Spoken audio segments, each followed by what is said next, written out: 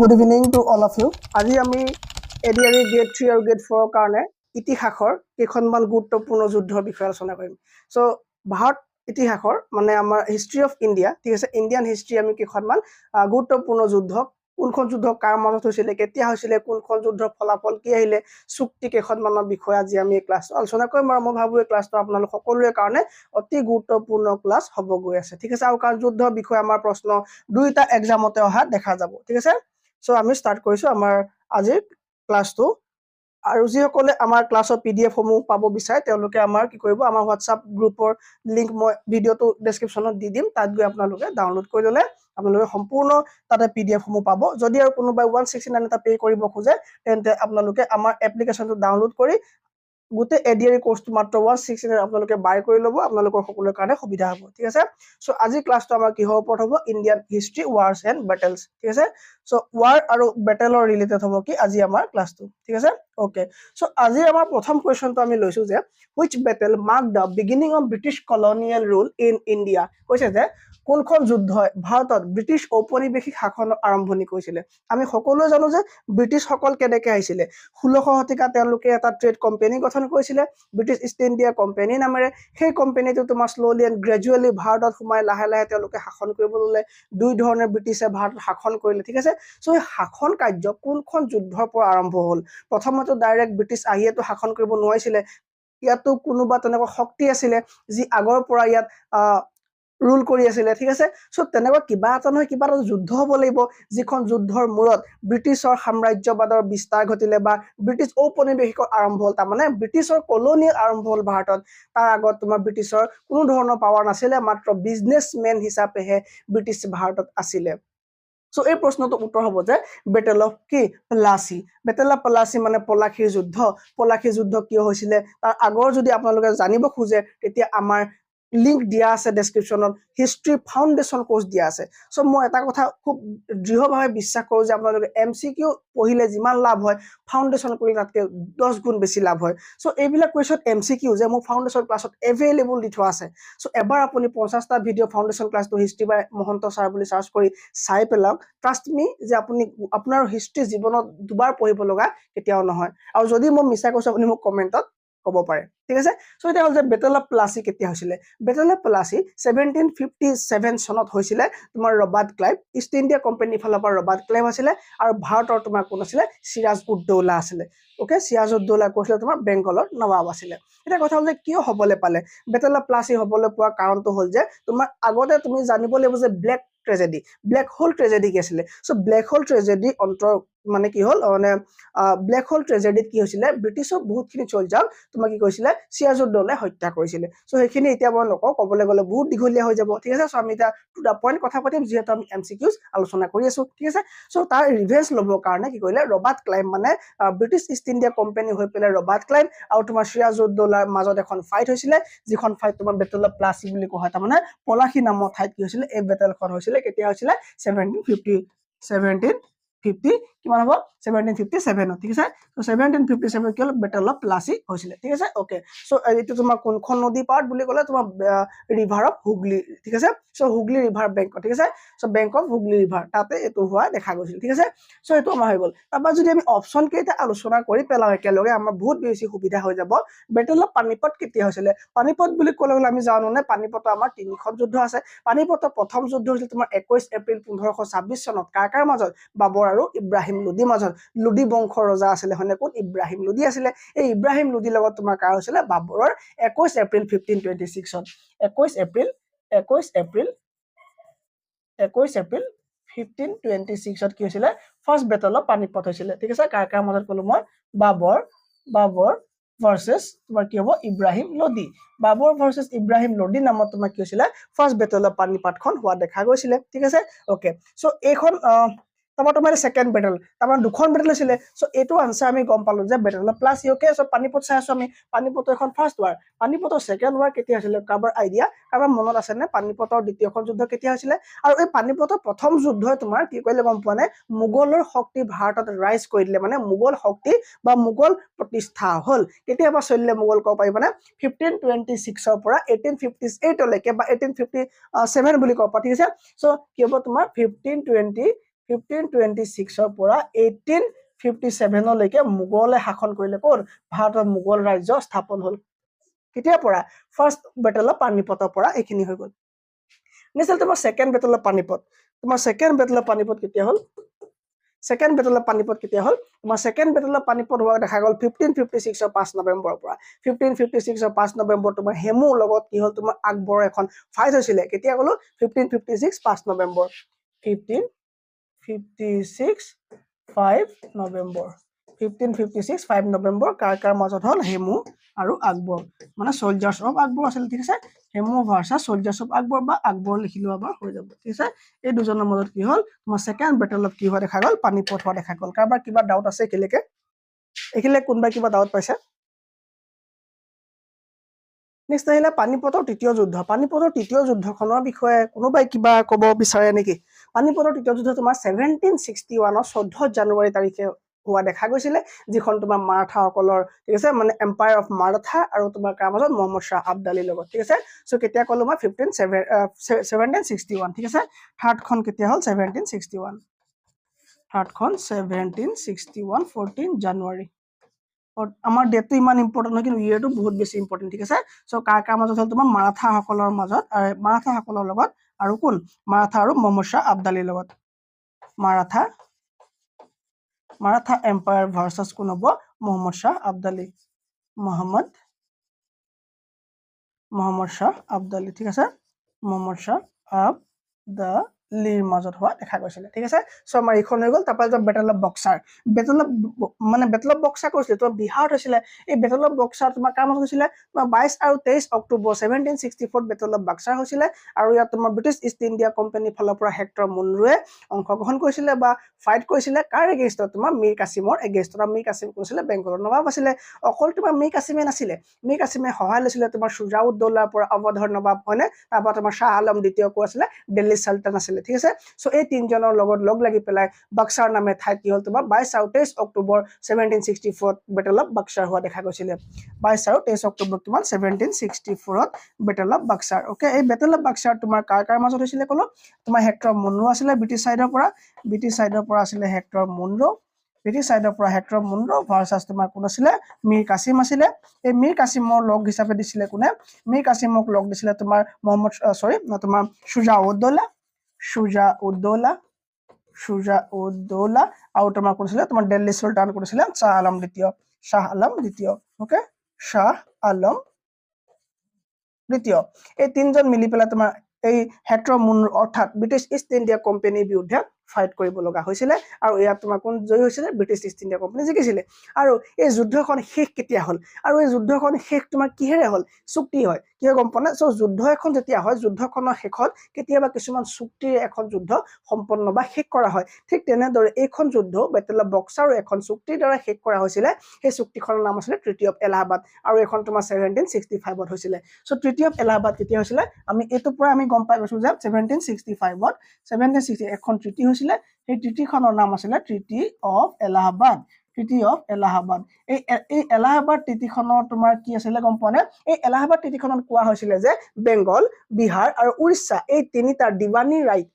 right মানে tax কালেকশ্যনৰ power revenue কালেকশ্যনৰ power সম্পূৰ্ণ ব্ৰিটিছৰ ওচৰত যাব ঠিক আছে সো এই গোটেই পাৱাৰটো লৈছিলে কোনে ট্ৰিটি অফ এলাহাবাদৰ অধীনত ব্ৰিটিছ ইষ্ট ইণ্ডিয়া কোম্পানীয়ে লৈছিলে ঠিক আছে so British East India company হৈ পেলাই হেক্টৰ মুনৰোৱে মীৰ কাছিম সুজাউদ্দৌলা ঠিক আছে আৰু তোমাৰ কোন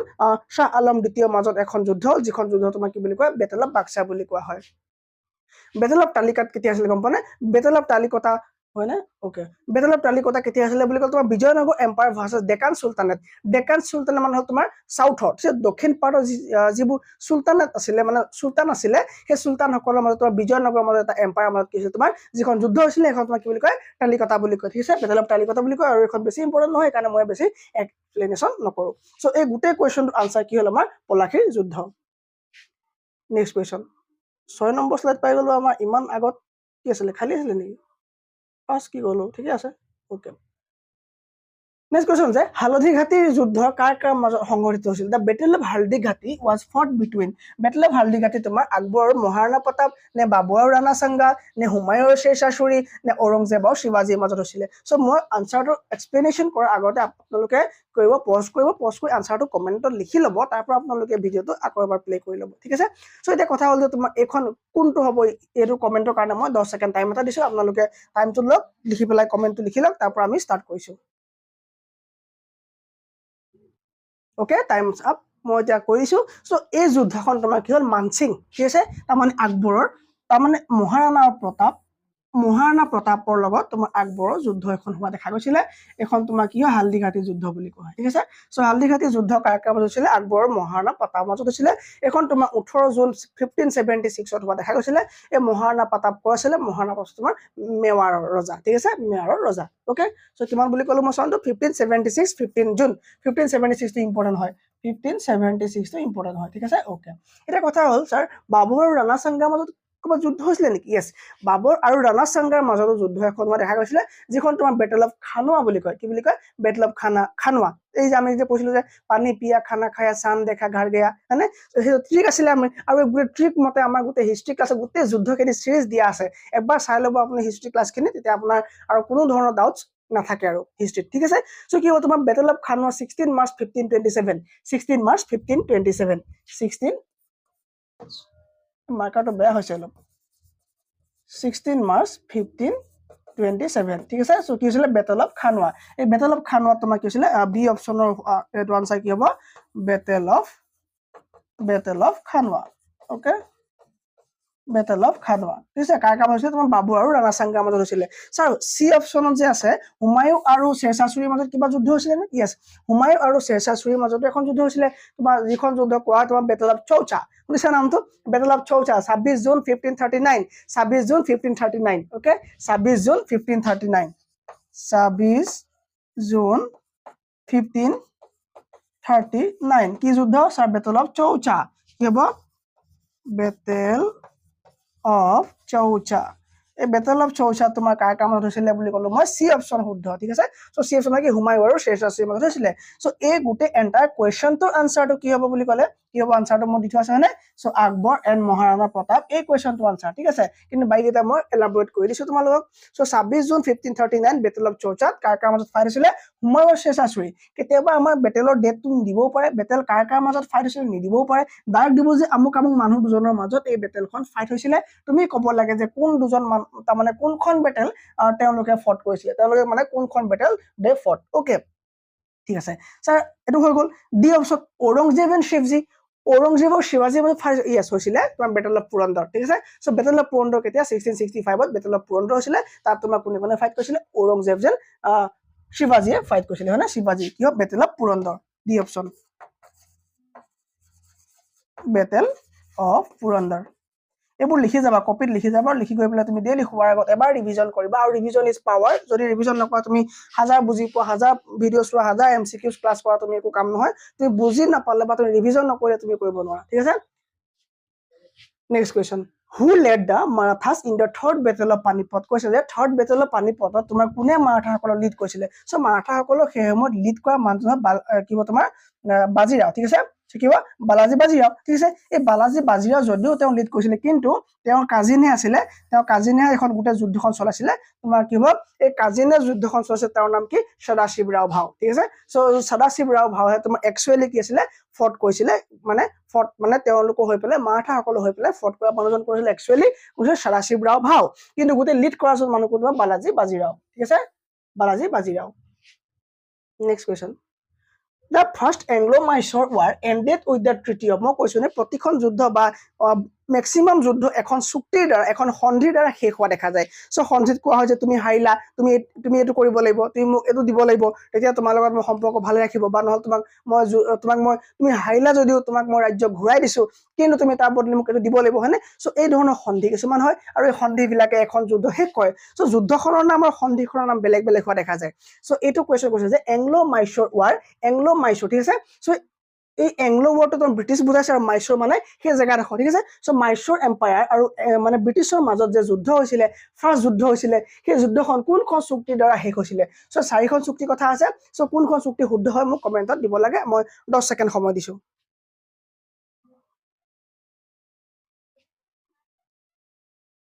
চ' শুদ্ধ আনচাৰটো কি হ'ব ইয়াৰ শুদ্ধ আনচাৰটো হ'ব মাদ্ৰাছ কি হ'ব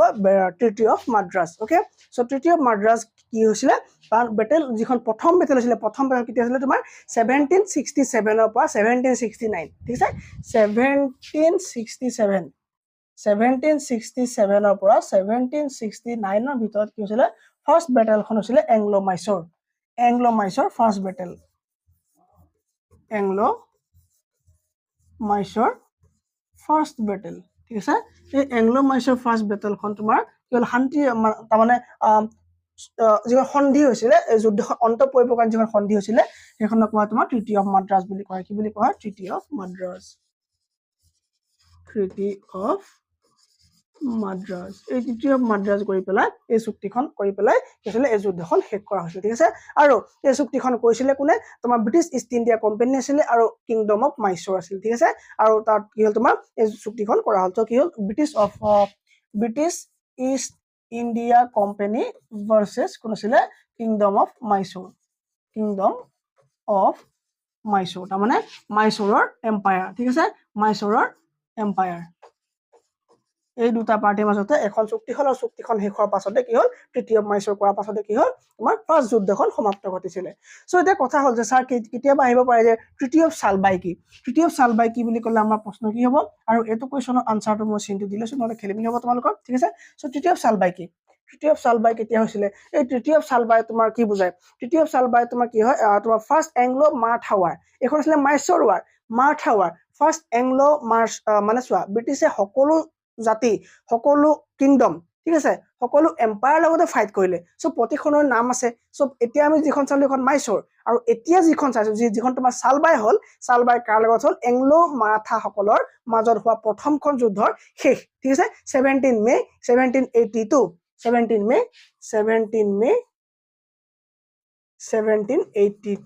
এখন কি হয় তোমাৰ ট্ৰিটি অফ চালবাই মতে কি হ'ল তোমাৰ first Anglo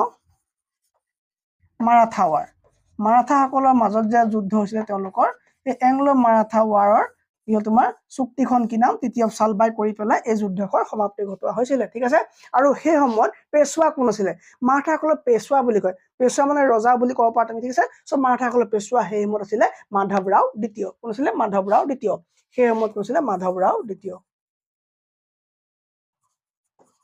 was the Peshwa during that period of time ঠিক আছে okay sir treaty of Mangalore কি হয় let me rough treaty of Mangalore কি হয় ট্ৰিটি অফ ম্যাঙ্গালোৰ কেতিয়া হৈছিলে চ' এইখনতো কোনোবা এখন যুদ্ধ এখনৰ শেষৰ কাৰণে হ'ব লাগিব চ' ট্ৰিটি অফ ম্যাঙ্গালোৰ তোমাৰ কেতিয়া হৈছিলে সুলতান টিপু সুলতান হৈছে নামটো টিপু সুলতান আৰু ব্ৰিটিছ ইষ্ট ইণ্ডিয়া কোম্পানীৰ ফালৰ পৰা এখন চুক্তি হোৱা দেখাইছিলে চ' ব্ৰিটিছ ইষ্ট ইণ্ডিয়া কোম্পানী আৰু টিপু সুলতানৰ মাজত এখন চুক্তি হৈছিলে যিখন চুক্তি তোমাৰ কি বুলি কোৱা হয় ট্ৰিটি অফ ম্যাঙ্গালোৰ বুলি কোৱা হয় এইখন তোমাৰ ছেকেণ্ড যিখন এংলো মাইচুৰ ৱাৰ আছিলে ছেকেণ্ড এংলো মাইচুৰ ৱাৰখন ষ্টপ হোৱাৰ পাছত এইখন চুক্তি কৰা হৈছিল ঠিক আছে 11 মাৰ্চ কি হ'ব 1784 11 March 1784 Tipu Sultan versus British East India কোম্পানীৰ মাজত হৈছিলে কোনখন treaty of Mangalore sir treaty of Srirangapatna কেতিয়া হৈছিলে স্যাৰ ট্ৰিটি কি শ্ৰীৰংগাপট্টনা তোমাৰ 1792 হৈছিলে থাৰ্ড এংলো মাইচুৰ যে ৱাৰ আছিলে সেই থাৰ্ড এংলো মাইচুৰখন ৰখাবৰ কাৰণে ইয়াত তোমাৰ কৰ্ণৱালিছৰ লগত তোমাৰ টিপু সুলতানৰ চুক্তি হৈছিল ঠিক আছে চ' টিপু সুলতান আৰু কোন আছিলে ইয়াত Tipu Sultan versus Cornwallis lord আমাৰ কাৰণে নহয় সিহঁতৰ কাৰণে লৰ্ড ঠিক আছে কৰ্ণৱালিছৰ মাজত কি হৈছিলে তোমাৰ ট্ৰিটি অফ শ্ৰীৰংগাপট্টনম হৈছিলে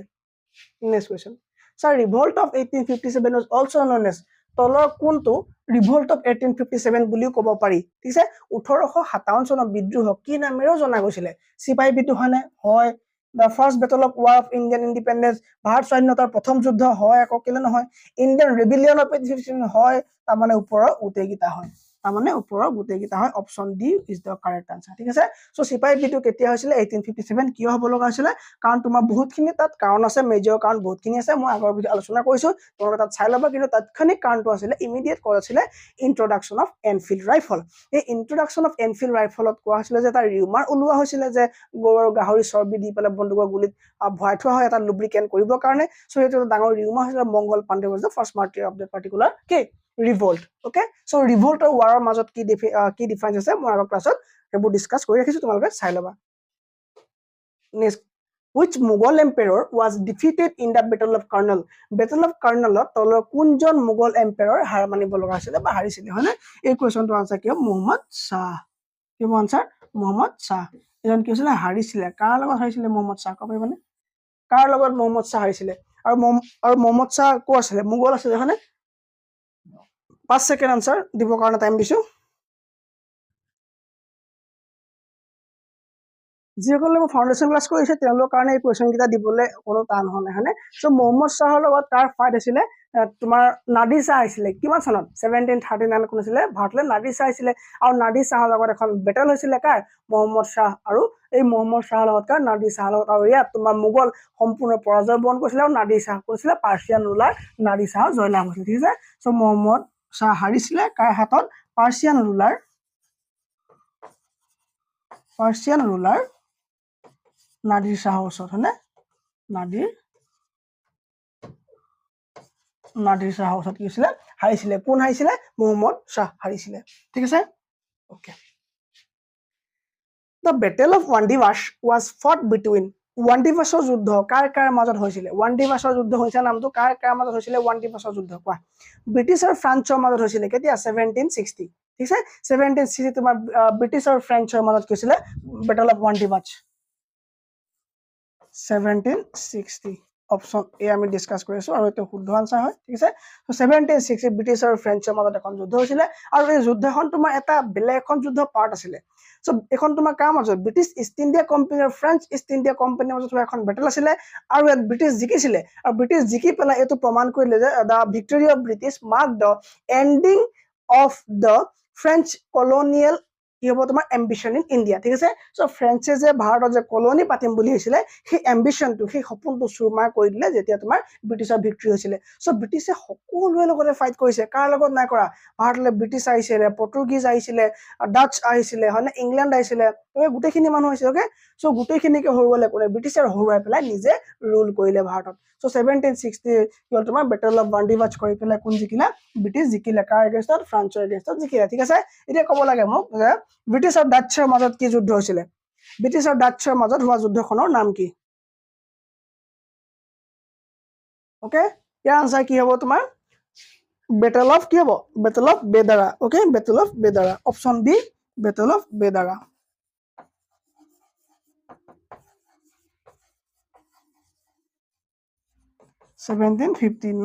ওকে 1759 কি তোমাৰ বেটেল অফ বেদাৰা আৰু এই বেদাৰা বেটেলত তোমাৰ ডাচ সকলক যিবোৰ হলেণ্ডৰ মানুহ আছিল সিহঁতক ডাচ বুলি কোৱা হয় আৰু ডাচ সকলক সম্পূৰ্ণৰূপে হৰুৱাইছিলে কোনে ব্ৰিটিছে সো ডাচ সকল কি হৈছিলে হাৰিছিলে ঠিক আছে ওকে তাৰপৰা option C sir British and পৰ্তুগীজৰ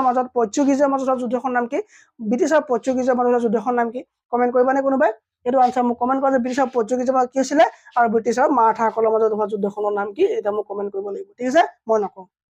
next question which battle established Mughal rule in India মুঘলক কোনখন যুদ্ধৰ দ্বাৰা মানে কোনখন যুদ্ধৰ দ্বাৰা মুঘল সকল কি হল ভাৰত প্ৰতিষ্ঠা লাভ কৰিলে আমি জানো যে first battle of Panipat okay first battle of পানিপতৰ দ্বাৰা মুঘল সকলে কি হল ভাৰতত এস্টাবলিশ কৰিলে যিখন তোমাৰ 1526 ত হৈছিলে বাবৰ আৰু ইব্ৰাহিম লোডিৰ মাজত হৈছিলে লোডি বংশ তোমাৰ শেষ হৈছিলে আৰু বাবৰ তোমাৰ এস্টাবলিশ কৰিছিলে মুঘল সাম্ৰাজ্য বা মুঘল ৰুল প্ৰথমবাৰৰ কাৰণে ভাৰতত আৰম্ভ হৈছিলে ঠিক আছে ওকে বেটেল অফ চৌচা মই আগৰ কোৱেশ্চনত ডিসকাস কৰি দিলো খানুৱা ক্লাছত মই ডিসকাস কৰি দিলো আৰু তালিকতা মই আগৰ কোৱেশ্চনত ডিসকাশন কৰি দিলো এই তিনটা মই ডিসকাশন কৰি দিয়া হৈছে কাৰ বিলয়ৰ দ্বাৰা দ্বিতীয় ইংছিক যুদ্ধ অন্ত পৰিছিল সো কেতিয়াবা কি হয় তোমাৰ অসমীয়া তুমি বুজি নাপাব পাৰা ঠিক আছে সো তুমি ইংলিশটো প্ৰিফাৰেন্স দিবা সদায় এক্সামত কি বুজিছা তুমি সব ভালকে বুজি পাবা The second Anglo-Sikh War ended with the annexation of কোনখন ৰাজ্যক লগ লগোৱাৰ পাছত তোমাৰ যেটো তোমাৰ বেটেল আছিল তোমাৰ যেটো ওয়াৰ আছিল কাৰ মাজত এংলো-শিখ ওয়াৰ আছিল সেই এংলো-শিখ ওয়াৰখন শেষ হৈছিল কোনখনক তোমাৰ এনেক্স কৰাৰ পাছত মানে লগ লগোৱাৰ পাছত ঠিক আছে সো তোমাৰ আমি জানিব লাগিব যে এই এংলো শিখ ওৱাৰ কেতিয়া হৈছিলে আৰু কোন পৰাজয় হৈছিলে সো এংলো শিখ ওৱাৰ চলিছিলে 1840 এংলো শিখ হয় ওকে সো এংলো শিখ ওৱাৰ চলিছিলে 1848 ৰ পৰা 49 ৰ ভিতৰত 1848 ৰ পৰা 1849 ৰ ভিতৰত কেতিয়াৰ পৰা 1849 ৰ ভিতৰত শিখসকলৰ পৰাজয় হৈছিলে শিখসকল হাৰিছিলে হয় না শিখসকল হাৰিছিলে আৰু তোমাৰ পাঞ্জাবক কি কৰিলে ব্ৰিটিছ ইষ্ট ইণ্ডিয়া কোম্পানীয়ে পাঞ্জাবক এনেক্স কৰিলে okay Punjab was annexed by British East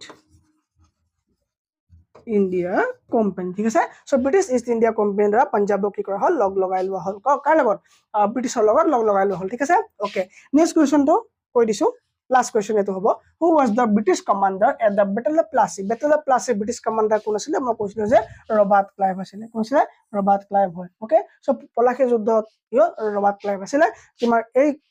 ক্লাইভৰ এই যুদ্ধৰ পাছৰ পৰাই ডমিনিয়ন হৈ গ'ল বেংগলত ঠিক আছে সো বেংগলত দপদপনি বাঢ়ি গ'ল কাৰণ ব্ৰিটিছৰ 1757 ৰ পৰা আৰম্ভ কৰি কি হ'ল তোমাৰ ব্ৰিটিছৰ ডমিনিয়ন বেংগলত আৰম্ভ হৈ গ'ল ঠিক আছে যদি ক্লাছটো ভাল পালে আপোনালোকে শ্বেয়াৰ এটা কৰি দিবটো নাপাহৰিব আৰু যদিহে কেনেবাকৈ আপোনালোকে কোৰ্সটো ল'ম বুলি ভাবে মাত্ৰ 169 পে কৰিবলৈ একো যাতে এই হেজিটেশন ফিল নকৰে আপুনি 169 পে কৰি পেলাই আমাৰ সম্পূৰ্ণ কোৰ্সটো আমাৰ বিদ্যা কোচিং কিতাপৰ নামৰ এপটোৰ পৰা বাই কৰি ল'ব সাবস্ক্ৰাইব কৰি ৰাখিব থ্যাংক ইউ ভেৰি মাচ